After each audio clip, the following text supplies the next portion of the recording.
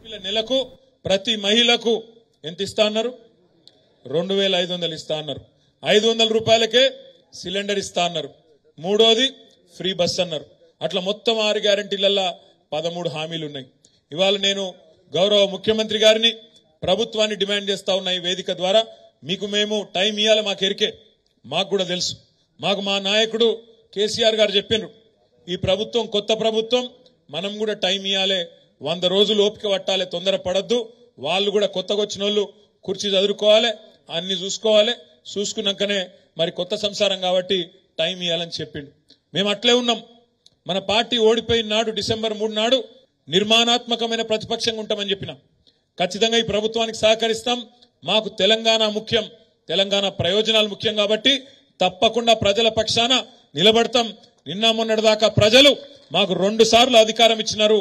వాళ్లకు సర్వదా రుణపడి ఉంటాం, ఎప్పటికీ రుణపడి ఉంటాం. 2 సార్లు అవకాశం ఇచ్చిండ్రు, దానికి ధన్యవాదాలు. ఈరోజు కొత్త పాత్ర ఇచ్చిండ్రు, మాకు ప్రతిపక్ష పాత్ర ఇచ్చిండ్రు. దానిలో కూడా రాణిస్తాం, దానిలో కూడా పనిచేస్తాం, ఏం నిరాశ పడతలేమని చెప్పి కూడా నేను ఆ రోజు చెప్పిన.